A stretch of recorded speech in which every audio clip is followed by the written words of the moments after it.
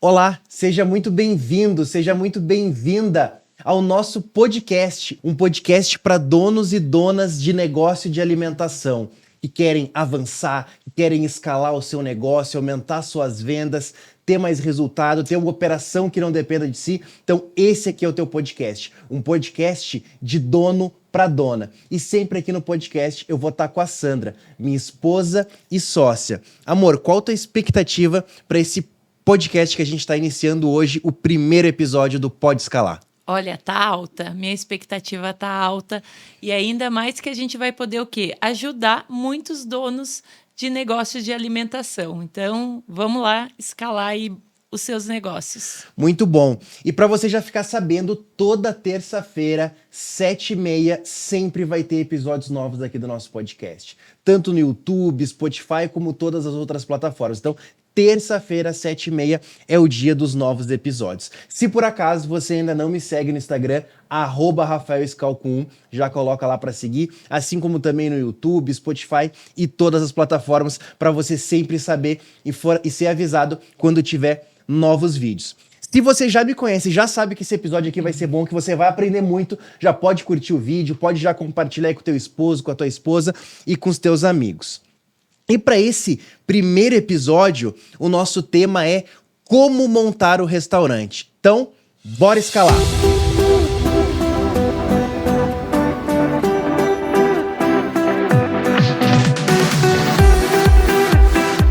Para esse tema de hoje, né, amor, a gente selecionou 5 coisas que todo dono, toda dona de um negócio de alimentação que está começando, seja o seu primeiro restaurante ou já tenha outro e está desenvolvendo uma nova marca, vai montar um novo local, uma nova operação, ele precisa fazer.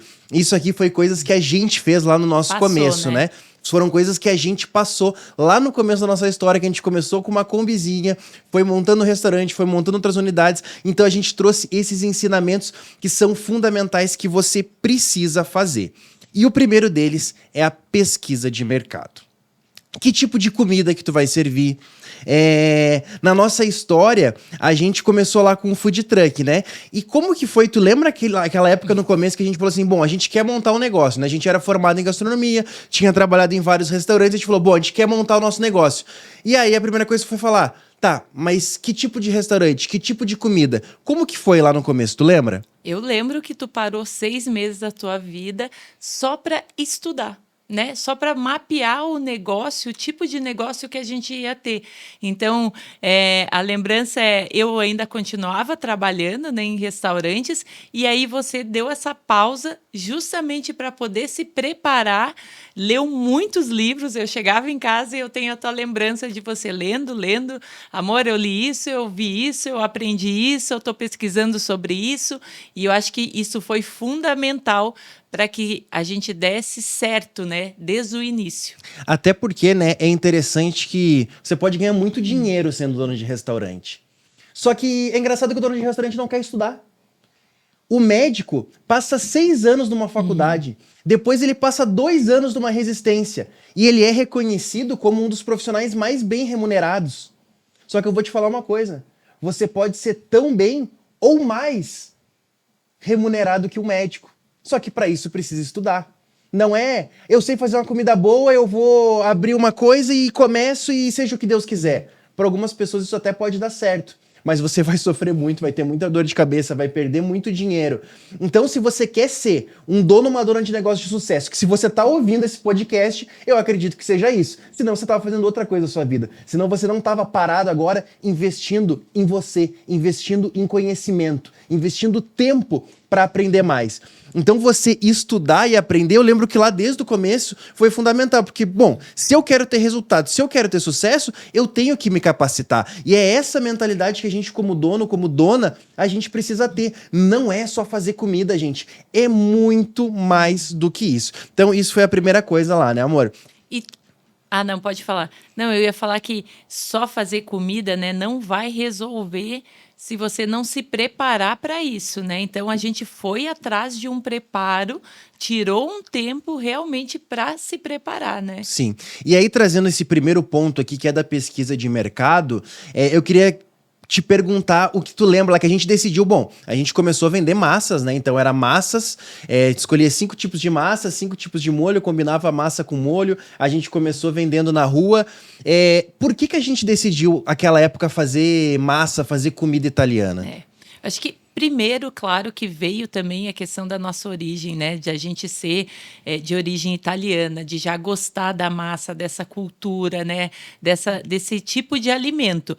Mas eu acho que o ponto mais fundamental foi como vender uma comida dentro de uma Kombi, né? E para agradar a maioria das pessoas. Então a gente pensou justamente na massa, porque massa todo mundo come, né? Faz parte do cotidiano do brasileiro ter a massa na mesa. Ainda mais no sul do Brasil, né? Ainda mais no sul, na nossa região. Então era algo que a gente pensava assim: quem é que não gosta de uma massa? Então, ao longo dessa jornada, a gente viu que conheceu pouquíssimas pessoas que não gostavam.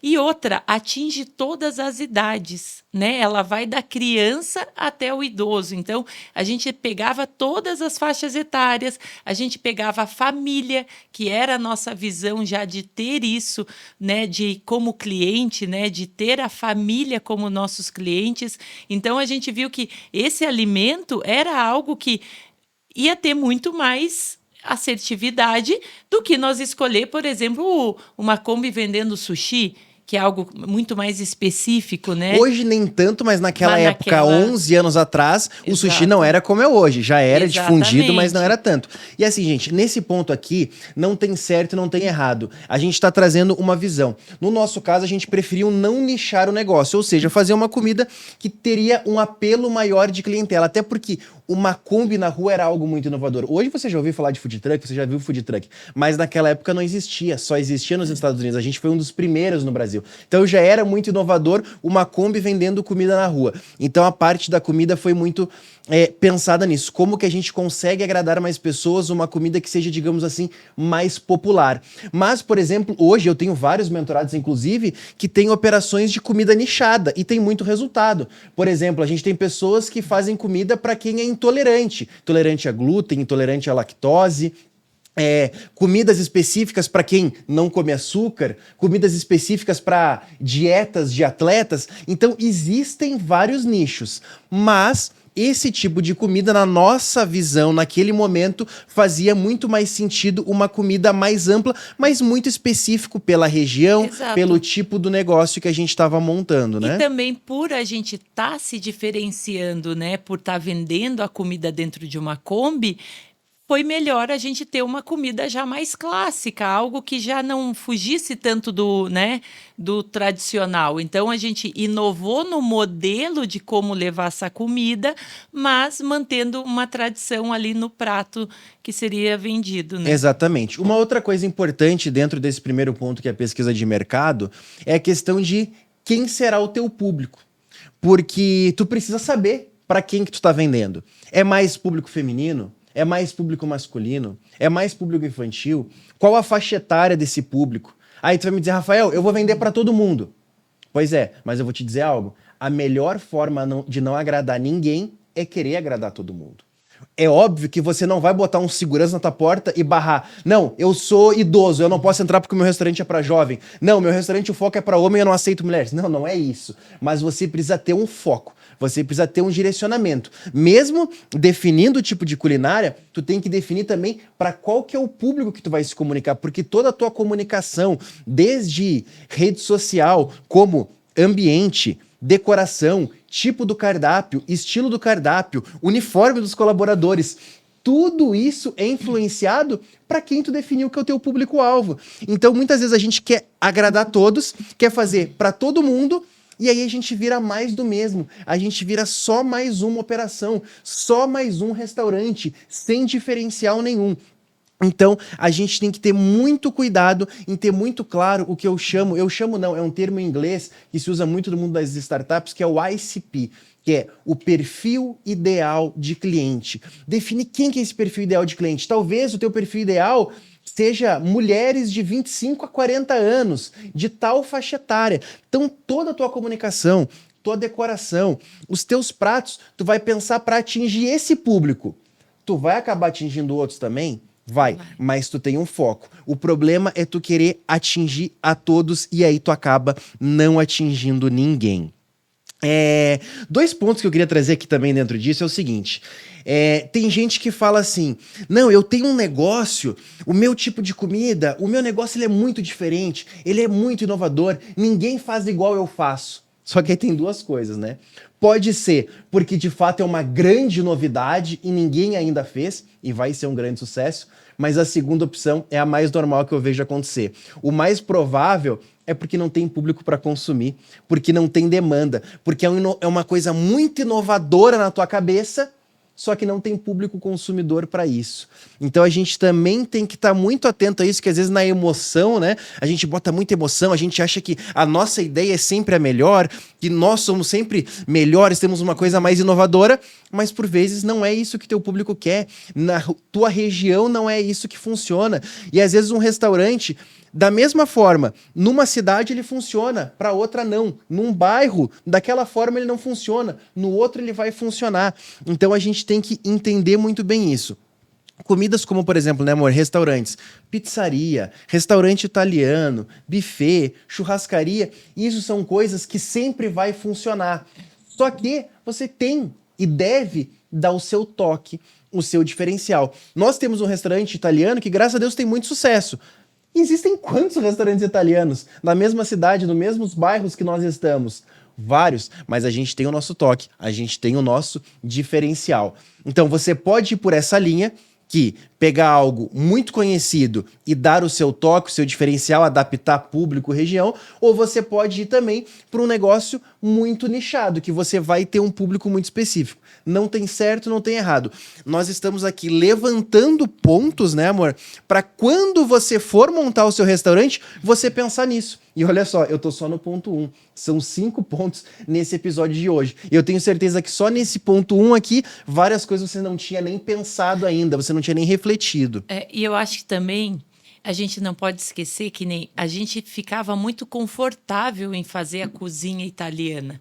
Então, eu acho que isso, e aí justamente a gente colocou, né, a nossa essência, o nosso amor, né, o nosso carinho ali dentro daquela cozinha, porque era também algo que, quando a gente estava, né, de folga, o que a gente fazia? Tinha verdade. Massa e risoto. Era o que a gente mais cozinhava dentro de casa, já era o nosso normal fazer esses pratos, né? Quando a gente foi fazer estágio ou trabalho, a gente já buscava esses ambientes, então já era algo que colocava o que tu falou, era a verdade, era o amor, era o que a gente gostava. Então também tem que olhar para isso, né? Fazer um conjunto de tudo isso que a gente está falando. Verdade. E agora o nosso ponto número 2 é testes e ficha técnica. Ixi, aí vem um ponto forte.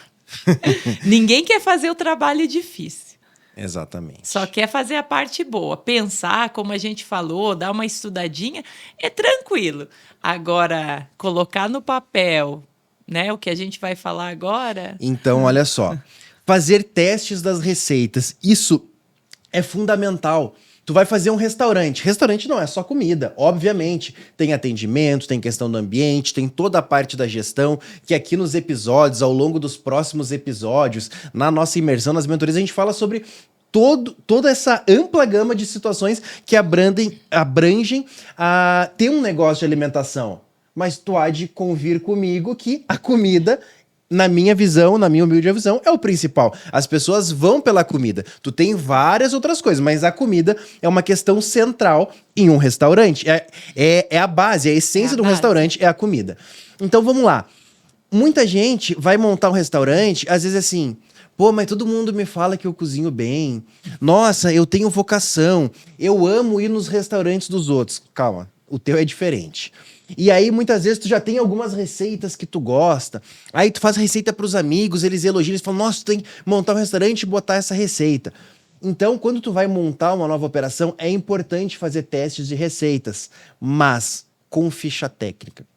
Para quem, por acaso, não sabe o que é ficha técnica é onde tu vai botar os ingredientes daquele prato. Vamos pegar aqui, por exemplo, um Vamos lá. Omelete. Um omelete. Algo Tu vai colocar. simples. Vamos lá, ótimo. Um omelete, algo simples. Tu vai colocar ovo, tu vai colocar sal, tu vai colocar pimenta, talvez tu coloque queijo, tu coloque tomate. Beleza.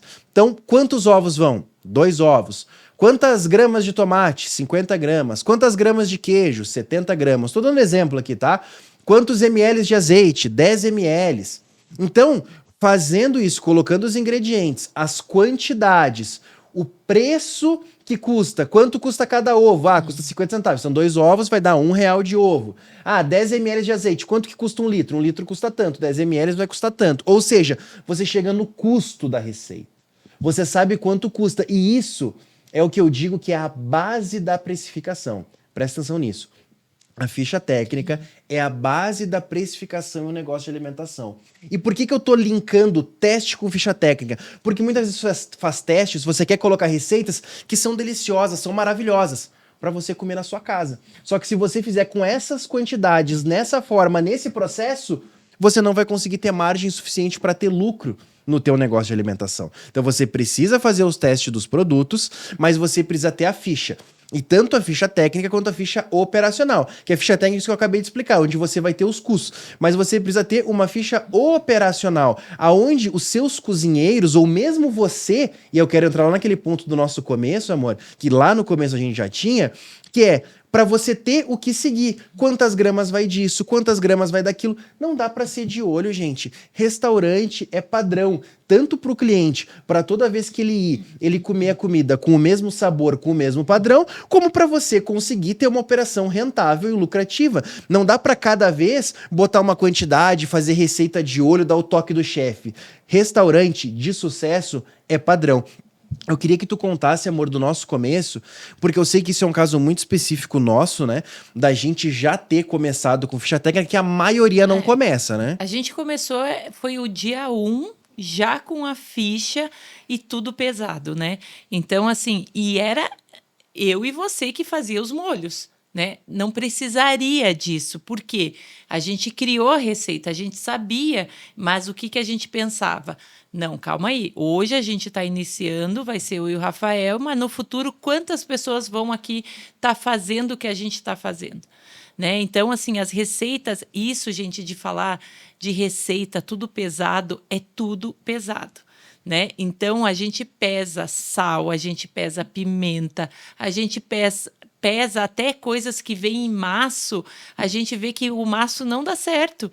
Então, a gente vai lá e pesa. Porque cada vez vem num tamanho maço, né? Por isso que não dá Exatamente. certo, né? Então, não vai colocar lá um maço de salsinha. Ah, é 50 gramas de salsinha, porque o teu fornecedor, cada vez, ele vai te mandar de um tamanho. Uma época vai estar diferente. Então, isso faz o que vai determinar a receita ter o mesmo sabor. E é o que a gente escuta até hoje, né? Que a gente tem clientes desde lá da Kombi, e aí a gente traz esse cliente para hoje e ele diz, nossa, o sabor de vocês é sempre igual. Mas por que é igual? Porque a gente sempre pesou tudo. Então, não precisa estar a Sandra lá fazendo o molho, que o sabor vai ser exatamente igual. Então, essa importância da ficha, gente, além da precificação, é o sabor do alimento, né? É tu manter um padrão nesse sabor. Então, eu acho que isso é fundamental. A gente não abre mão, e aí por isso que vem a parte, né, dos amigos, né? A gente cozinha para amigo, então a gente já sabe aquela receita, e aí a gente não cria uma ficha. A gente vai naquela... E aí vê o quê? Nossa, mas aqui, peraí, quando eu chego lá no preço, eu vejo... Eu não consigo colocar essa mesma quantidade de queijo que quando eu faço para os amigos para colocar para venda. E a gente pode até ir para um outro lado, porque a gente tá falando aqui de quem sabe cozinhar, porque é muito a nossa linha, né? Mas tem aquelas pessoas que montam o restaurante e não sabem cozinhar. Tem um caso, obviamente eu não vou citar o nome, a gente tem um mentorado que ele fatura em torno de uns 600 mil por mês. É um faturamento muito bom para restaurante. E ele não é da área. Então ele tem um buffet e ele contratou cozinheiras que já tinham experiência. Então não foi ele que definiu as receitas, foram as cozinheiras que definiram. Só que até hoje, é por isso que ele entrou na mentoria e por isso que ele ainda está preso na operação enquanto ele não fizer tudo o que precisa ser feito. Por quê? Porque as cozinheiras sabem a receita. E isso é muito bom, é maravilhoso. Só que se a cozinheira sai, ele não tem as receitas do restaurante. E outra, nem indo pra essa linha, voltando aqui pra gente, o que a gente tá nesse tema, não tem padrão. Então, um dia ela bota uma quantidade de cebola, outro dia ela bota outra. Um dia ela bota... Entende? Então não tem padrão, então não consegue controlar custo. Isso afeta na lucratividade, isso afeta na margem. Não tem padrão. O cliente vai lá um dia, come um risoto, tá com sabor, no outro dia ele vai e come, tá com outro sabor. Gera reclamação, gera outras situações. Então eu trouxe esse exemplo, não tô dizendo que tudo isso acontece no dele, mas é um exemplo para você ver como tem a linha de quem sabe cozinhar e vai nessa linha, e tem quem também não sabe, e tipo assim, já que eu contratei uma pessoa que sabe, eu nem me preocupo com isso, eu nem olho. Mas aí você tá perdendo muito dinheiro e tá ficando refém de funcionário. Mas eu acho que para quando a gente está falando aqui de montar um restaurante, a ficha é essencial para você começar desde o dia 1 a ter padrão e saber precificar certo. Eu acho que essa é a importância da ficha nesse Sim. início de como montar, que é o nosso tema hoje. Perfeito. Né? O ponto número 3 é investir na rede social. Gente, a rede social é de graça e está à tua disposição. Eu sei que a maioria das pessoas que vão montar um restaurante hoje, elas já têm rede social. É realmente a minoria, a exceção que não tem uma rede social. Mas apesar da maioria ter, a maioria faz de qualquer jeito. Faz aquela rede social feia. Faz aquela rede social que não tem informações básicas como qual que é o endereço, qual que é o horário de funcionamento, qual que é o cardápio. Faz aquela rede social totalmente engessada, com fotos prontas, com aqueles templates prontos, com coisas escritas, que fica feio. Gente, a rede social, a gente precisa gerar desejo no cliente. Ele vai olhar a tua rede social e ele tem que ficar com água na boca, com desejo de ir visitar a tua operação. E realidade, né, amor? Eu acho que o mais fundamental é mostrar que aquilo que você está oferecendo é real, que ele vai chegar lá e vai ser muito próximo, né, do que a gente está colocando nas redes sociais. Porque hoje o que se trabalha muito é com algo que fica uma ilusão, fica muito bonito, mas chega lá na hora, olha, não é o que está sendo praticado. Então, acho que esse cuidado é fundamental. Mas, amor, agora eu lembrei que a gente fala de redes sociais, não tem como não lembrar, né? A gente usou desde também, né? Desde o nosso início, e foi fundamental as redes sociais, mas eu lembrei da minha mãe, que ela achava que, como tinha toda uma questão aí, gente, familiar, né, de aceitação do nosso negócio, ela achava que, bom, ninguém vai saber da cidade, né, que a gente está nas redes sociais. Então, assim, a rede social, ela ajuda para até quem não quer saber, vai saber do teu negócio. Então, use isso como uma ferramenta para potencializar, porque vai atingir todas as pessoas, né? Exatamente. E assim, gente, a gente chega ao cúmulo de ver, já vi vários restaurantes que botam fotos que não são as fotos de verdade, que não são fotos originais do restaurante, que são fotos compradas de banco de imagem. Não faça isso. Então é melhor você bater uma foto. Não é o ideal, mas que seja feia, mas seja de verdade, do que uma foto de banco de imagem, porque ela já tá demonstrando ali, passando uma mentira, uma coisa que não é verdade. Aí tu chega na operação, não era aquilo que tu viu, ou seja, comprou gato por lebre, né? Então isso é uma sensação horrível. O cliente pode ir até a primeira vez, mas depois ele não vai retornar. Então invista em boas fotos. Se for possível, contrate um profissional para fazer boas fotos. É um investimento que vale muito a pena. Se não, faça com o seu celular, aprenda, cria um fundo, pega a iluminação, faz uma boa foto dos teus produtos para divulgar na rede social, para divulgar no teu cardápio. Buscar conhecimento nisso, né? Exato. Porque também você vai precisar entender. Eu, no início, a gente não entendia muito, mas ia fazendo. E depois a gente começa a ver a evolução, né? Do que foi os nossos pratos, para o que foi evoluindo. E muitas das vezes a evolução teve que partir da gente. De começar a entender que, opa, peraí, esse aqui é um jogo que eu preciso aprender a jogar, Sim. né? Eu preciso ir atrás de informação sobre isso. Então, a gente começou a ver a importância da louça, dos elementos que vai colocar na foto, né? Desse cuidado. Ah, isso, gente, é aquele cuidado. Não pode estar com o prato ali sujo, borrado, com dedo, com marcas, né? Com pingo de molho, às vezes. Isso é o teu cuidado, é o teu carinho com aquilo que tu vai divulgar. Isso pode ser feito por você e você começar a aprender sobre sobre isso, Sim. né? E importante tudo que você divulgar, você de fato entregar, né? Então, divulgou a foto, é daquele jeito, vai 5 camarões no prato, tem que ir os 5 camarões. É aquela quantidade, porque muita gente erra nisso. Faz uma foto bonita ou bota mais quantidade E pra depois, vender, e aí na hora que entregar, o cliente se desilude e não volta mais. E aí tu Isso pode não estar dá. pensando, a gente tá falando várias e várias coisas aqui sobre o que você precisa para ter um restaurante. Você vai falar assim, Rafael, eu preciso saber de tudo isso e muito mais. Eu tenho uma triste notícia para te dar. Nós, como donos de negócio de alimentação, não adianta nós sermos especialistas. É diferente de outras profissões que você é especialista em uma coisa. Por exemplo, o médico. O médico é especialista, por exemplo, dermatologista. Ele entende... Tem várias áreas na dermatologia, mas ele entende só de pele. Ele só cuida de pele e se especializa nisso. A gente, como dono de negócio de alimentação, a gente não precisa ser especialista, mas a gente deve ser generalista. Ou seja, Dentro a das gente áreas. precisa aprender um pouquinho de tudo. É contabilidade, é direito trabalhista, é cardápio, é comida, é ambiente, é atendimento, Marketing, é marketing, é finanças, pessoas. pessoas. Pense bem se você realmente quer montar um restaurante, porque você quer montar, vai dar trabalho, vai. Você vai ser tão bem remunerado ou mais que um médico, como eu falei no começo do episódio? Pode ser, mas você precisa dominar muitas coisas. Você precisa saber tudo da contabilidade? Não, mas você tem que saber o mínimo para poder Domínio. orientar a tua contabilidade nas dúvidas que tiverem. Você precisa saber tudo de marketing e rede social? Não, mas você tem que saber o mínimo para não ser enganado e não ser passado para trás. A gente nem entrou aqui em rede social em tema de tráfego pago, que é uma coisa que ajuda muito. Você precisa saber tudo de tráfego pago para rede social? Não, mas hoje é uma coisa que funciona muito e você precisa saber o mínimo, senão tem um monte de agência aí que passa um monte de dono para trás, entregando várias coisas, dizendo que é e na prática não é. Botando relatórios que a pessoa não consegue nem entender. Então, um pouquinho disso você vai precisar aprender? Vai, infelizmente vai. Então, a gente precisa ser generalista, aprender um pouquinho de tudo ao ser dono de um negócio de alimentação. O nosso quarto ponto, e depois a gente tem o quinto e último, é criar vínculo com os clientes. As redes sociais é uma ótima forma de captar novos clientes, de mantê-los eles atraídos, de você fazer uma comunicação para sempre estar na mente deles. Mas isso é uma das formas, né, de você ter resultados no seu negócio de alimentação. A outra é você criar vínculo. E aqui, principalmente, a gente falando para quem está montando uma nova operação ou para quem está montando o seu primeiro restaurante, criar vínculo com os clientes é fundamental.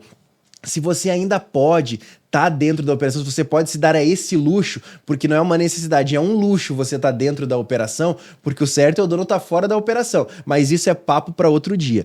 Então, se você ainda está dentro da operação, você tem que aproveitar esse momento de ouro para colher o feedback ali, olho no olho com o cliente, tá corpo a corpo, entender os gostos dos teus clientes, fazer esse contato, criar relacionamento.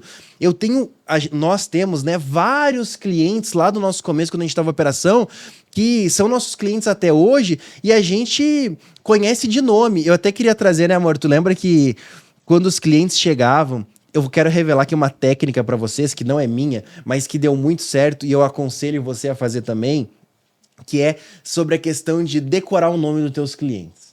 Eu lembro que lá no nosso começo, quando a gente estava com a Kombi vendendo massas na rua, a Sandra ficava dentro da Kombi cozinhando e eu ficava do lado de fora atendendo os clientes. E na época eu usava um papelzinho para tirar pedido, então eu anotava o nome do cliente, a mesa que ele estava e o pedido. E aí, o que eu fazia, gente? Eu pegava ali, por exemplo, a pessoa chegava e perguntava, qual que é o seu nome? É João. Aí eu anotava João. Tirava o pedido e mandava pra Sandra. E aí, o que eu ficava fazendo? Eu ficava decorando o nome desse cliente. Então, qual que é a técnica para você decorar? É você repetir o nome dele várias vezes e associar esse nome com outra pessoa que você conheça do mesmo nome. Então, chegou o João. Aí eu pegava, olhava pra ele, lembrava de algum outro João e ficava repetindo João, João, João, João, João, João e associando com outro João que eu já conheço. Essa técnica ajuda muito a você decorar o nome das pessoas. E aí o que acontecia? Quando a pessoa voltava pela segunda vez, quando ela chegava e falava, ô João, tudo bem? Como é que você tá? A maioria se surpreendia. Porque o nome é a coisa mais importante que a gente tem, né? Ser chamado pelo nome é algo que vai trazer um diferencial enorme para o teu negócio. Tanto que até hoje a gente ensina os nossos garçons, né, os atendentes, a também fazer isso, a praticar isso, né? Porque vai mudar o atendimento, a pessoa já sorri, ela já tipo dá aquela quebrada, né? Ela se sente importante, ela não é um número, ela não é mais um no teu restaurante. Ela se sente reconhecida. Isso faz um carinho na alma da pessoa, ela ser reconhecida, ser chamada pelo nome. Então, se você pode, faça isso. Decore o nome dos teus clientes, chame ele pelo nome, passe na mesa dos clientes. Então, no começo a gente fazia muito isso, né? Tirava o pedido, ia lá, depois passava, ia lá colher um feedback, e aí, gostou, não gostou, conversar. Tem cliente que dá mais abertura, tem cliente que dá menos. Então, criava um relacionamento, criava um vínculo, e isso ajudava muito, porque sabe o que acontecia depois? Ele voltava com uma mesa cheia de amigo. E aí esse amigo, a gente fazia a mesma coisa. E ele voltava depois com outros amigos, com outros parentes. Restaurante, gente, é uma coisa maravilhosa no seguinte sentido. O teu cliente, ele tem pai, ele tem mãe, ele tem esposa, ele tem filho. Ou seja, se você conquista uma pessoa, você não conquistou uma pessoa só. Você conquistou, muitas vezes, a família inteira, porque ele vai trazer essas pessoas depois. E essas pessoas vão trazer outras, que vão trazer outras e vão trazer outras. Então, a gente tem que entender que essa questão de criar vínculo com o cliente, a gente está jogando um jogo de LTV. O que é LTV? Lifetime Value. É um termo também muito usado no mundo dos negócios, que é para a gente entender o tempo de vida do cliente na nossa operação. Eu não quero aqui te ensinar que você tem que fazer cálculo, não. Eu quero só que você entenda o conceito de LTV. Ou seja, aquele cliente pode ser meu cliente por anos, por décadas, pode trazer outros clientes. A gente, hoje, a nossa primeira operação... Né? Por gerações. A nossa primeira operação tem 11 anos. A gente tem clientes lá que quando começaram eram crianças de 2, 3 anos, hoje tem 12, 13, 14 anos e são nossos clientes. Daqui a pouco essa cliente vai ter filho, namorada, marido, amigos, vai trazer essas outras pessoas. Então você precisa entender que ter um negócio de alimentação é um negócio muito bom, que dá muito resultado, mas é no longo prazo. Ninguém fica rico com um restaurante em um ano. É um jogo de longo prazo que pode trazer muita prosperidade para você e para sua família. Então, criar vínculo com clientes é fundamental, né, amor? E, amor, eu lembro que tu cuidava até para lembrar o nome dos filhos, que para um pai, tu lembrar o nome dos filhos também é algo que vai... né, agregar muito ali no atendimento. E aí cria esse vínculo. Outra coisa que tu fazia era decorar também o que ele mais gostava. Porque tinha gente que chegava e só dizia, ó, o mesmo, pede, né? Pode aí já ir preparando já o sabia mesmo qual era o pedido. Saber o mesmo pedido também, isso foi algo que agrega, aproxima muito do cliente. E outra coisa, né? Foi de forma natural. Tu usava a técnica, mas daquela forma que era natural, que tu se aproximava, que depois, de certa forma, não tinha como não criar esse vínculo, né? Ele é algo que traz uma reciprocidade muito grande, né, com o teu cliente. Então, ele acaba sendo mais gentil, mais agradável. Demorava um pouquinho, às vezes, né? Dia de muito movimento, demorava um pouquinho. Mas só por tu ter esse carinho, a forma que você tratava ele também já era mais suave, ele já conseguia ser mais gentil ali devido à situação, né? Então é fantástico. Verdade. E antes da gente ir para o nosso quinto ponto, eu quero deixar um convite para você que é dona de um negócio de alimentação, seja um restaurante buffet, uma pizzaria, uma cafeteria, confeitaria, para a próxima edição da Imersão Secreta, que vai acontecer nos dias 5 e 6 de novembro em Alphaville, São Paulo. Então não importa de onde tu é do Brasil, pega um avião, vem pra cá pra estar com a gente em 2 dias inteiros de uma imersão profunda. Essa vai ser a 14ª edição da Imersão Secreta, que vai acontecer nos dias 5 e 6 de novembro em Alphaville. Então vai lá em Rafael Scalco 1 no Instagram, que lá vai ter o link para você saber um pouquinho mais sobre a Imersão Secreta, que é um evento transformador que já mudou muitas vidas e negócios, e o próximo vai ser o teu. E o nosso quinto ponto é focar no que a gente chama, né, amor, do que a gente deu o nome de 3 pilares. O que são os 3 pilares de um negócio de alimentação? Que a gente, quem já nos conhece, ouve muita gente falar dos 3 P's. Olha só, para mim, os 3 pilares de um negócio de alimentação são comida, ambiente e atendimento. Vou repetir. Comida, ambiente e atendimento são os pilares de sustentação de um negócio. Eu falo muito sobre gestão, mas se você não dominar os 3 pilares, não tem gestão que resolva. Sem gestão, muitas vezes o teu negócio vai travar, você vai quebrar, você não vai conseguir avançar. Só que não adianta ter uma gestão maravilhosa se você não for bem nos 3 pilares. Então isso aqui, por isso que são os pilares, porque essa é a base. Comida, ambiente e atendimento. No nosso começo, né, amor, principalmente, a gente focou muito na parte da comida e na parte do atendimento. O ambiente nem tanto, né? A gente não tinha. Não tinha ambiente, era um posto de gasolina, então... E antes do posto, eram umas mesinhas e banquinhos de plástico num terreno de brita. Imagina a cena. Uma Kombi, um chão de brita, né, de pedrinhas na terra, com mesinha de plástico e banquinho de plástico. Não era nem mesa e cadeira de plástico. Era mesinha baixinha, que tinha que ficar curvado para comer em um banquinho de plástico. Então esse era o nosso ambiente. Mas a gente dava tudo na comida e no atendimento, né? Então, e esses 3 pontos você precisa dominar no seu negócio de alimentação. Tem clientes que vão dar mais atenção para a comida, tem outros que vão dar mais atenção para o ambiente, tem outros que vão dar mais preocupação para o atendimento, mas você tem que, num deles, você tem que ser muito referência. Mas é que eu acho que os 3, ele envolvem conjunto, claro. Experiência, né? E aí a gente vem com a parte de falar sobre a experiência do teu cliente. Então, envolver ele tanto na comida, do atendimento, né, e no ambiente é o que vai gerar a experiência. Se ela vai ser positiva ou negativa. A gestão é o que o cliente não vê, né? Mas isso ele vê, ele sente, né? E o ambiente, na verdade, é o mais fácil desde que você tenha dinheiro, né? Porque o ambiente você pode contratar um arquiteto, uma pessoa e fazer um ambiente lindo, maravilhoso, e depois de feito é um ajustezinho outro que você tem que fazer e ele tá ali. Só que isso exige investimento. Agora, a comida e o ambiente, se a comida for boa, o ambiente até pode não ser tão bonito, você pode até falhar um pouquinho no atendimento, mas se a comida é boa, o cliente muitas vezes volta. Para outros, o principal é o atendimento. Se ele for tão bem atendido, ele até releva uma ou outra situaçãozinha na questão da comida e ele vai pelo atendimento. Então, internalize isso, os 3 pilares, comida, ambiente e atendimento. Avalie sobre isso, pense sobre isso. Quando você já tem a operação, fique sempre batendo em cima disso para você ter uma boa comida, ambiente e atendimento que vão gerar uma experiência. Porque hoje em dia, gente, a não ser, e eu não aconselho, se você está nesse mercado, ok, continue, mas pense como você montar uma outra operação, como você mudar para você não ficar na briga por preço. Ô, amor, mas agora eu vou... Deixa eu só terminar esse ponto. Tá. Não fique na briga por preço. Entre na briga por experiência. O cliente não sai para matar fome, ele sai para ter uma experiência. E uma experiência envolve justamente os 3 pilares. Não, a gente falou aqui, né, que não tinha ambiente, mas na verdade não.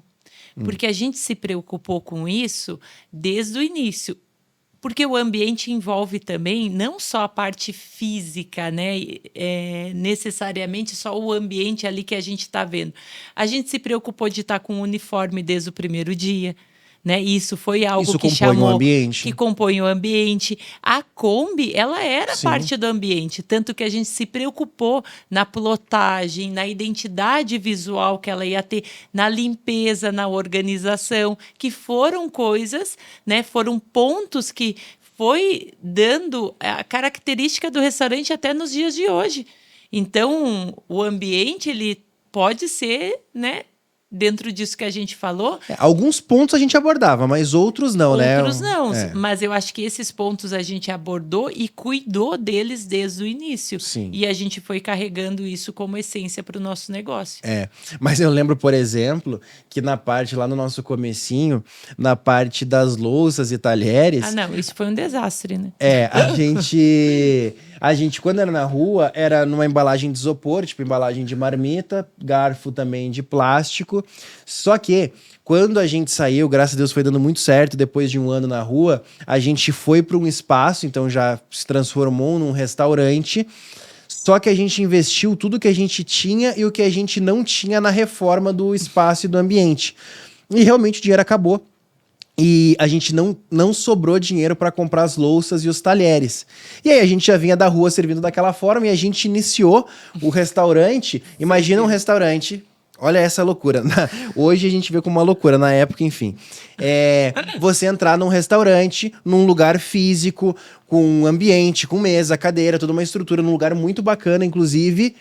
E quando você recebe a comida, em vez de vir numa louça, vem numa embalagem de isopor de marmita e num talher descartável. E ali a gente teve muita reclamação. Mas a gente soube ouvir também os nossos clientes, né? Sim. Aí aquele ponto de, por essa proximidade, por saber ouvir eles, foi algo que quando entrou o nosso primeira verba ali, o nosso primeiro dinheiro, a gente logo investiu, porque a gente conseguiu reconhecer e eles nos ajudaram a, opa, aqui ó, não tá legal, né?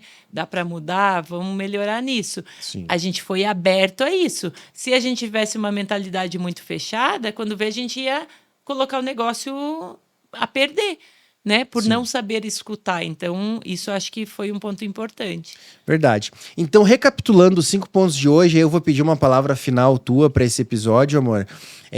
Do que tu tira aqui de mais importante, se a gente pudesse resumir, assim, em poucas palavras, numa frase. Quais foram os 5 pontos que a gente aprendeu de hoje que você deve fazer ao montar um restaurante? Pesquisa de mercado, teste ficha técnica, investir na rede social, criar vínculo com os clientes e focar nos 3 pilares. E antes de passar para a Sandra para essa palavra final, eu deixo aqui o convite. Se você ainda não me segue no Instagram, @RafaelScalco1, segue também lá no YouTube, no Spotify, em todas as plataformas, porque toda terça-feira, 7h30 da manhã, tem episódio novo. Ah, é assim? E deixa a frase. É isso aí. Não, eu acho que é assim, ó, buscar conhecimento. Né? Eu acho que isso é o que vai definir o teu negócio dar sucesso ou não. Acho que o conhecimento ele vai trazendo uma segurança para a gente ir fazendo e dando os passos dentro do negócio. Então, conhecimento é essencial, né? Independente o nível, como que tu vai montar, que tamanho vai ser esse restaurante, mas é esse conhecimento que vai te dando segurança para você ir tomando as decisões com sabedoria. Muito bom. Então, esse foi o episódio de hoje. Até o próximo episódio e bora escalar!